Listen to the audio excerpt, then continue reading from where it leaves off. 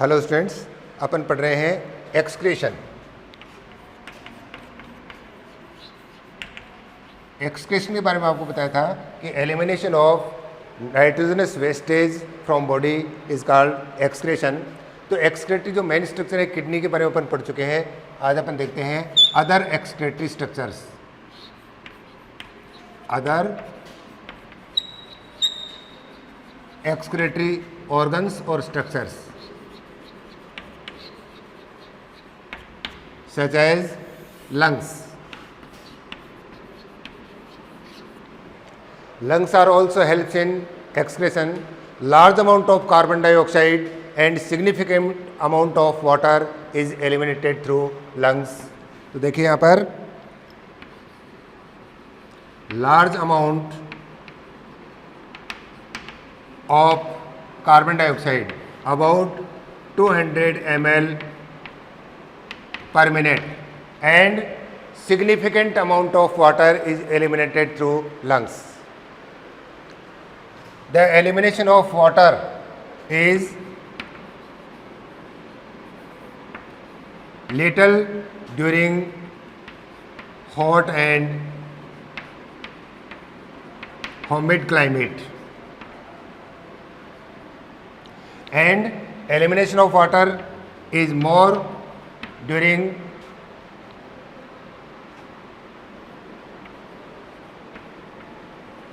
cold and dry climate.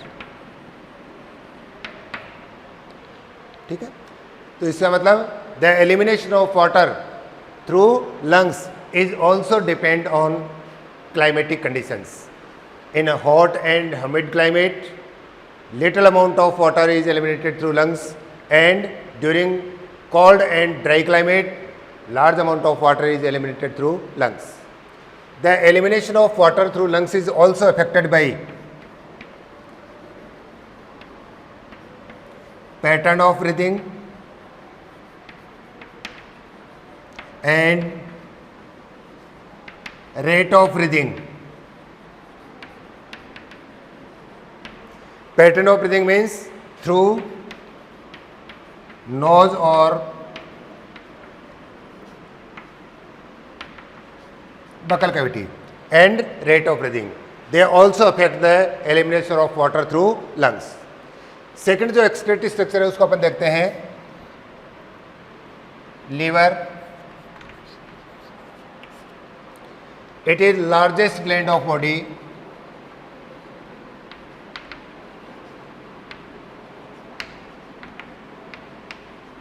Largest gland of body. It also helps in excretion such as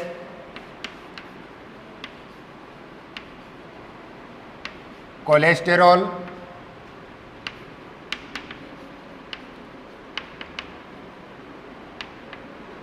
bile pigments,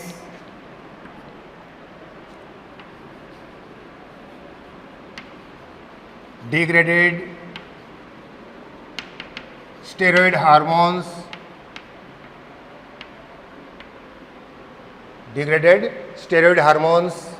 some drugs, and vitamins. They are carried into duodenum through common bile duct. इसका मतलब liver भी हमारे excretion में help कर रहा है, जैसे cholesterol, bile pigments, degraded steroid hormones, drugs and vitamins, इनके एक्सक्रीशन में हेल्प कर रहा है कौन? लीवर. तीसरी जो एक्सक्रीटरी स्ट्रक्चर देखते हैं वो अपन देखते हैं skin. Our skin is also helps in excretion. Our skin have two types of glands, the sweat glands and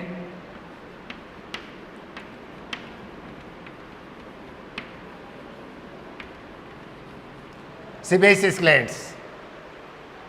The sweat glands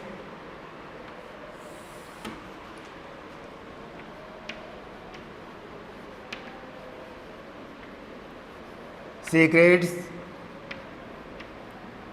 sweat, which is a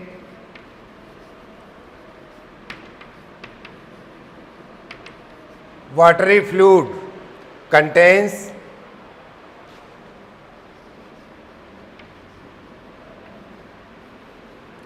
electrolytes,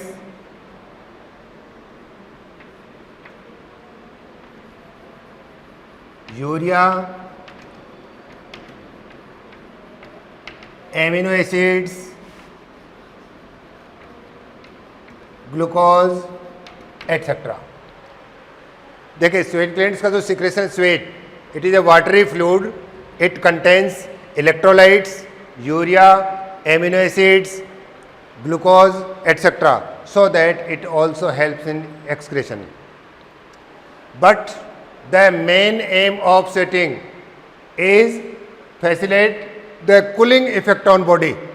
इसका मेन रोल क्या है कि body की सरफेस को cool बनाए रखना sweat glands का, but they also helps in excretion.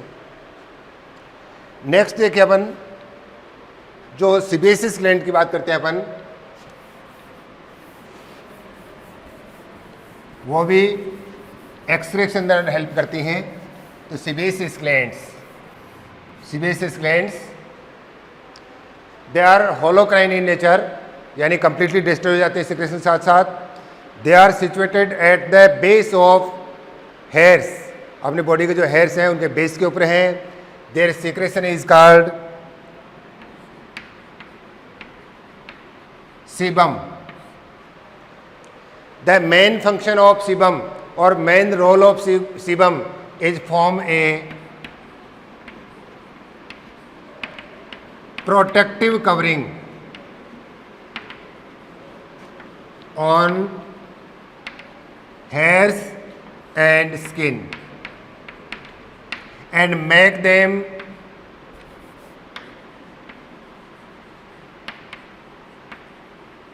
waterproof.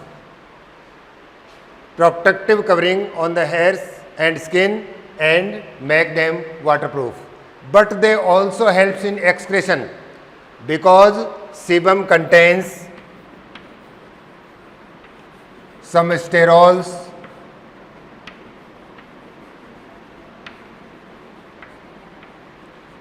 hydrocarbons and some waxes, so that they are also helps in excretion.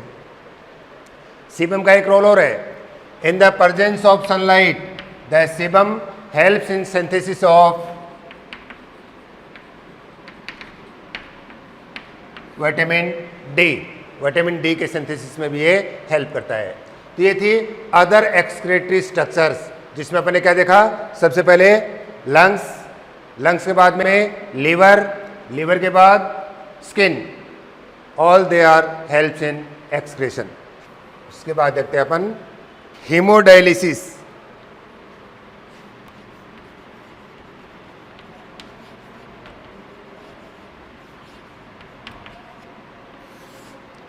Hemodialysis देखिए, due to malfunctioning of kidney sometime amount of urea is increase in our blood, such condition is called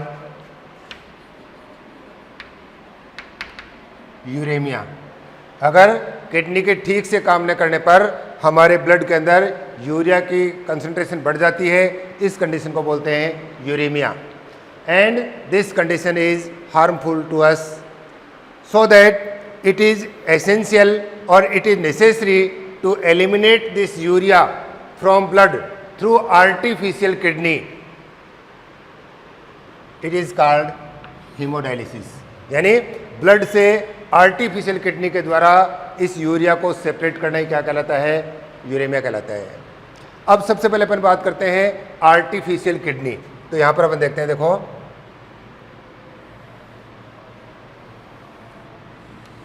ये dialysing unit है जिसमें artificial kidney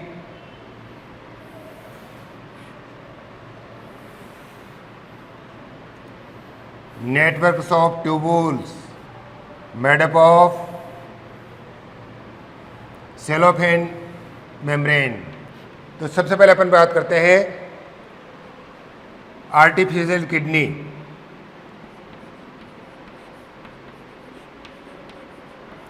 network of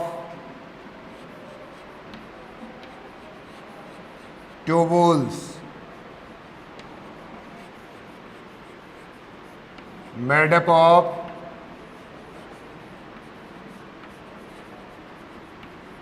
cellophane membrane।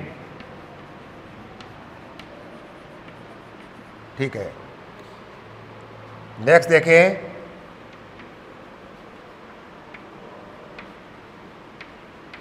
cellophane membrane is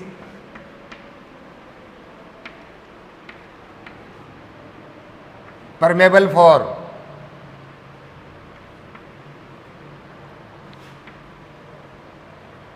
urea and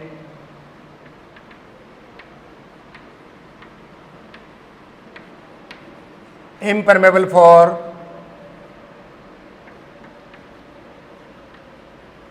plasma proteins and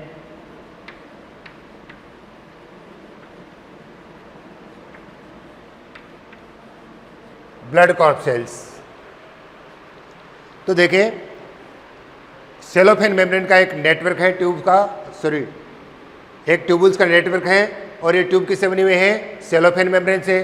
तो cellophane membrane है वो urea के लिए तो है परमेबल, और blood corpuscles and plasma proteins के लिए है impermeable.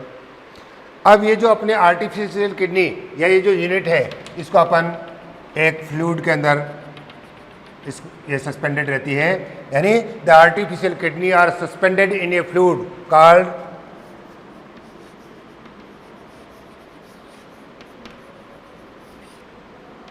dialyzing fluid,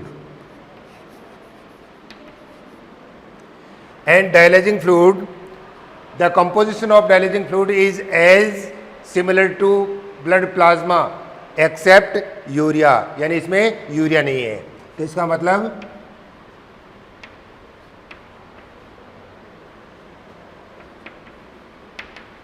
composition is as similar as blood plasma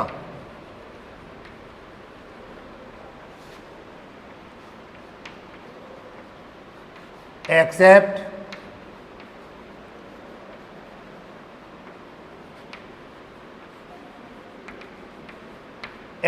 plasma proteins. तो डायलिसिंग फ्लूइड हो गया। अब देखिए इस कंडीशन में क्या होता है,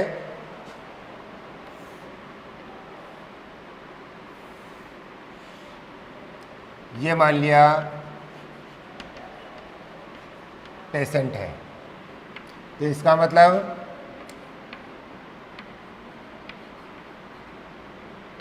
blood of patient pumped out from main artery। Patient का ब्लड कहाँ से लेंगे? मेन आर्टरी से। And cooled on 0 degree centigrade mixed heparin an anticoagulant. अब इस ब्लड को अपन पंप करेंगे कहाँ पर? हमारी डायलाइजिंग यूनिट में, यानी आर्टिफिशियल किडनी में। तो यहाँ पर ये सर्कुलेट होगा,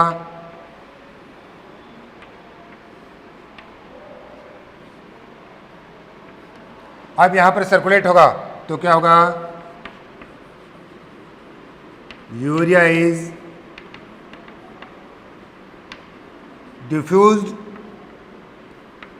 इन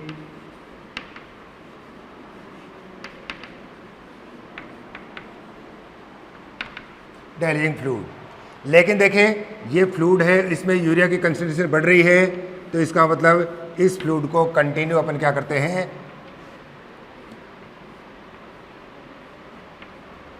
कंटिन्यू इसको एक्सचेंज भी करते रहते हैं।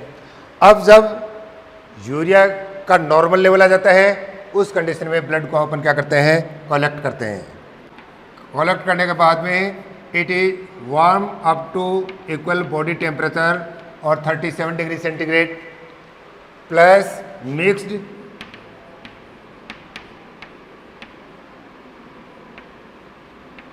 antiheparin and injected into a main vein. This process is called hemodialysis. एक बार इसको ध्यान से देखेंगे. देखिए, किडनी के ठीक से फंक्शन न करने पर हमारे ब्लड में यूरिया की कंसंट्रेशन बढ़ जाती है और यूरिया की कंसंट्रेशन बढ़ने को अपन क्या बोलते हैं? यूरेमिया. और यूरेमिया के केस में क्या होगा कि आर्टिफिशियल किडनी के थ्रू ब्लड से यूरिया को सेपरेट किया जाता है. तो आर्टिफिशियल किडनी के थ्रू यूरिया को सेपरेट करना क्या है? हेमोडायलिसिस. अब आर्टिफिशियल किडनी क्या है? एक नलिकाओं का नेटवर्क है, जाल है. ये नलिकाएं किससे बनी होती हैं? सेलोफेन मेम्ब्रेन से. और सेलोफेन मेम्ब्रेन है वो यूरिया के लिए तो है परमेबल और ब्लड कॉर्पसेल्स और प्लाज्मा प्रोटीन्स के लिए है impermeable.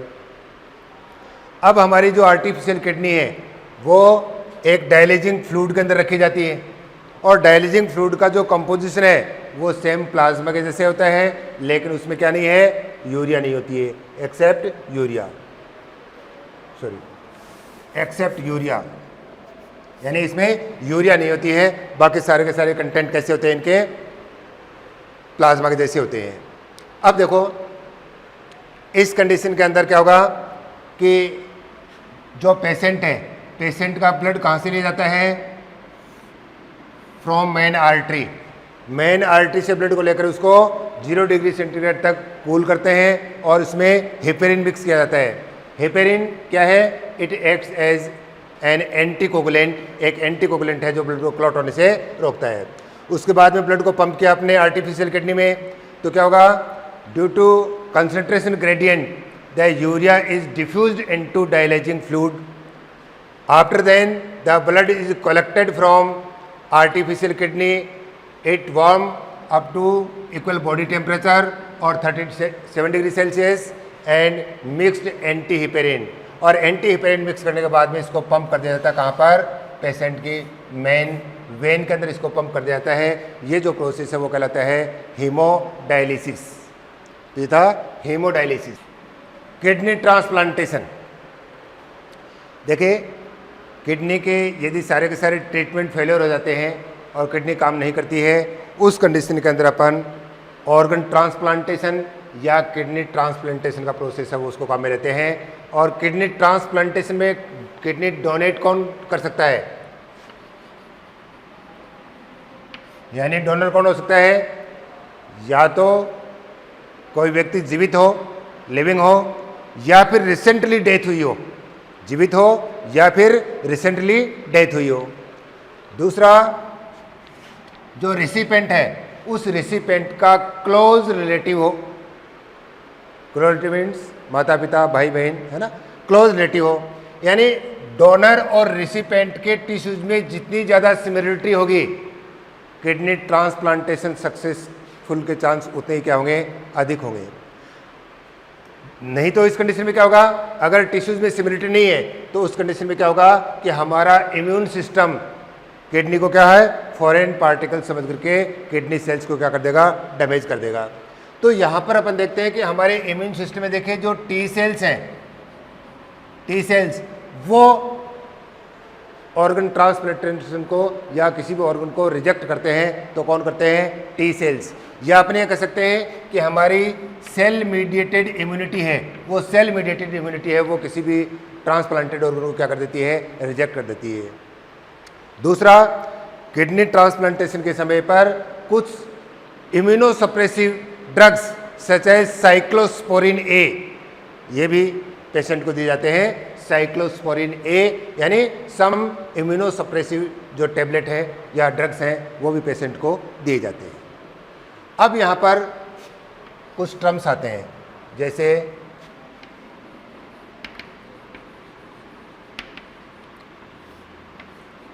Anuria means, a means absent, यानी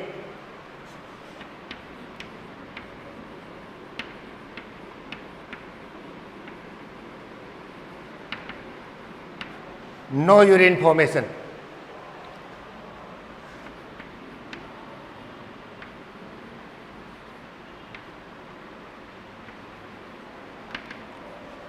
हेमेटूरिया,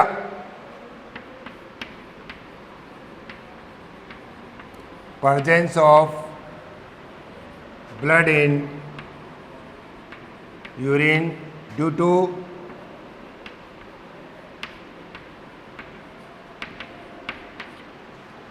nephritis or glomerulitis, means inflammation in nephron.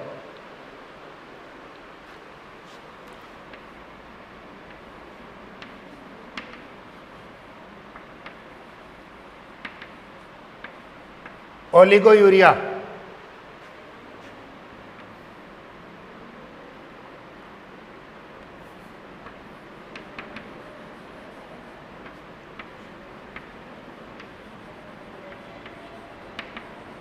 lateral production of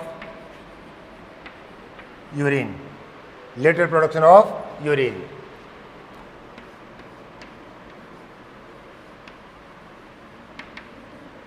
polyuria,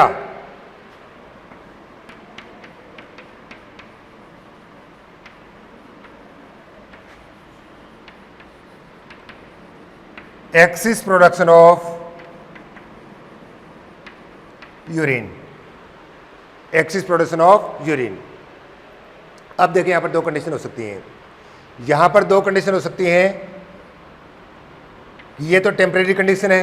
एक कंडीशन हो सकती है अपन डायूरेसिस. डायूरेसिस मीन्स भी यही होगा.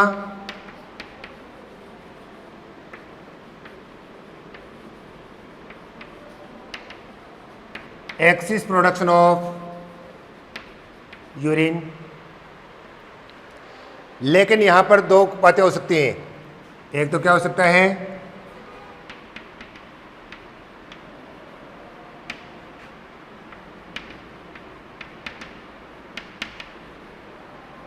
डायबिटीज इंसिपिडस, या फिर क्या हो सकता है,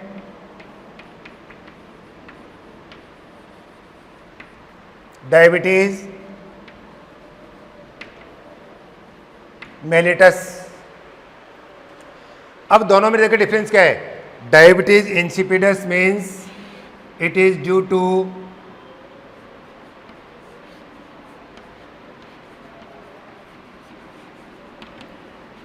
hyposecretion of ADH, antidiuretic hormone, also called vasopressin. It is synthesized by hypothalamus and released through posterior pituitary or through neurohypophysis. And diabetes mellitus, excess production of urine with presence of glucose in urine, and it is due to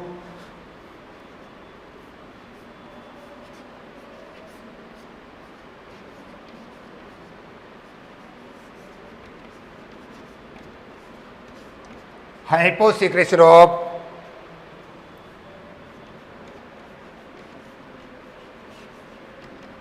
insulin, due to hyposecretion of insulin.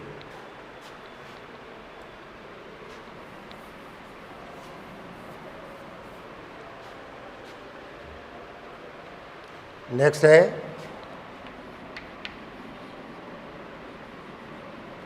Dysuria,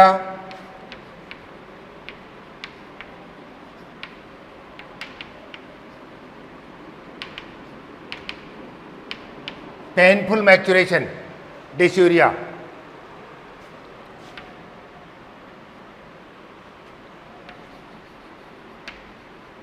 uraemia,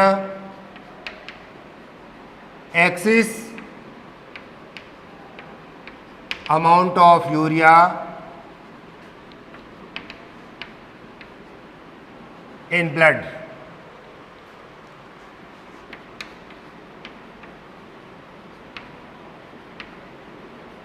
Renal calculi,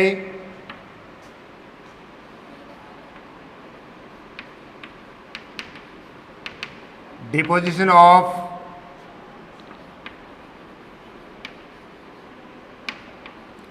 crystals of mainly calcium oxalate, and it also called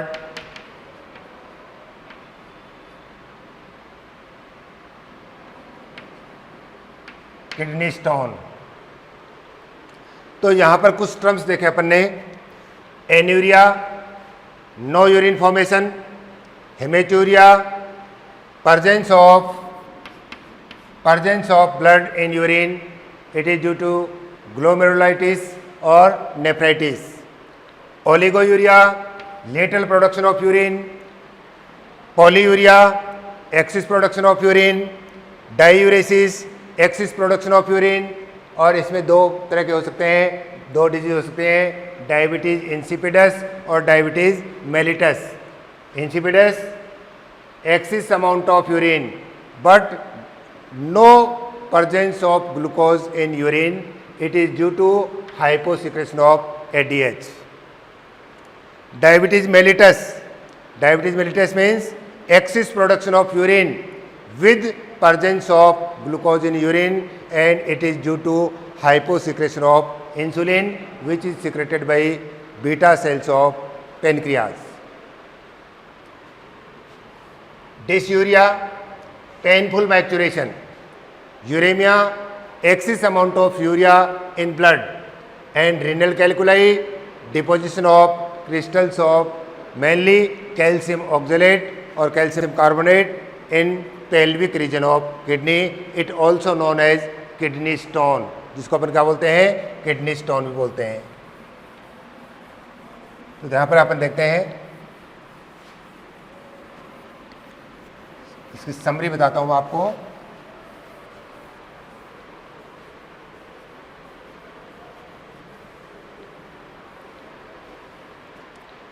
देखिए, सबसे पहले अपन ने देखा इसमें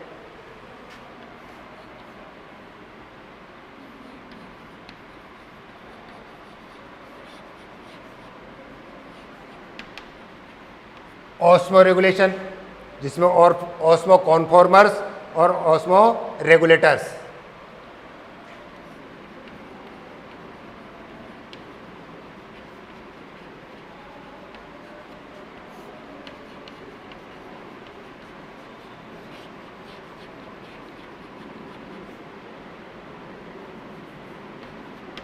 ठीक है, फिर excretory structures in different organism.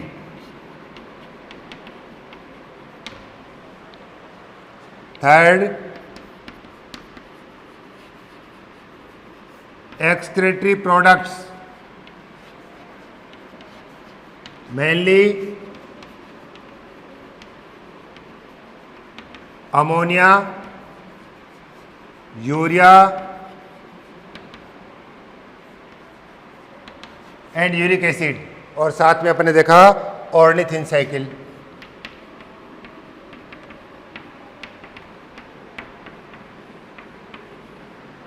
ठीक है, उसके बाद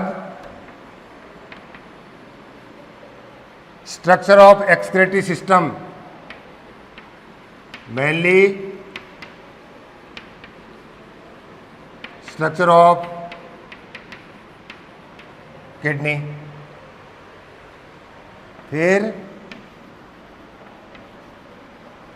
structure of nephron and types of nephron, the cortical nephron and juxtamedullary nephron। फिर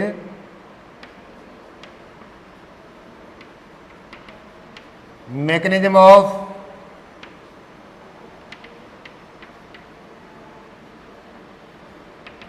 यूरिन फॉर्मेशन, जिसके 3 step, ultra filtration, selective reabsorption and secretion.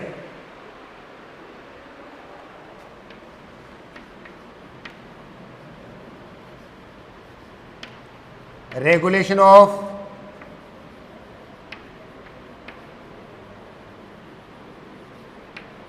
Urine formation, mainly hormonal regulation, anti diuretic hormone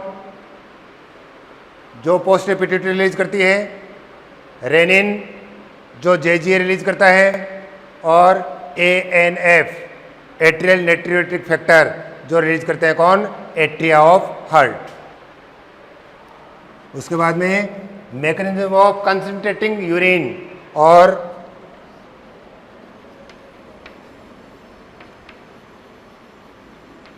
counter current mechanism और counter current mechanism. इसके बाद अपन ने देखा process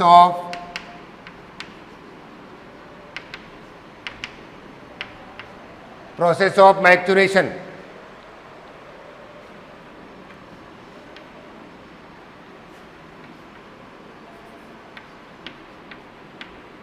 other excretory organs जिसमें skin, lungs and liver,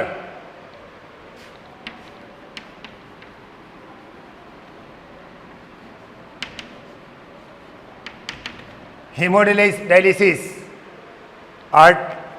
separation of urea from blood by help of artificial kidney,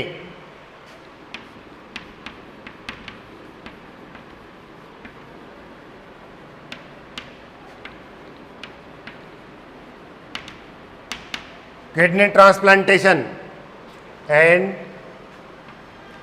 some important terms। ठीक है ना। तो ये इस चैप्टर की समरी है जिसमें अपन ने इसको पूरा डिटेल में देखा है। नेक्स्ट अपन स्टार्ट करने जा रहे हैं लोकोमोशन एंड मूवमेंट।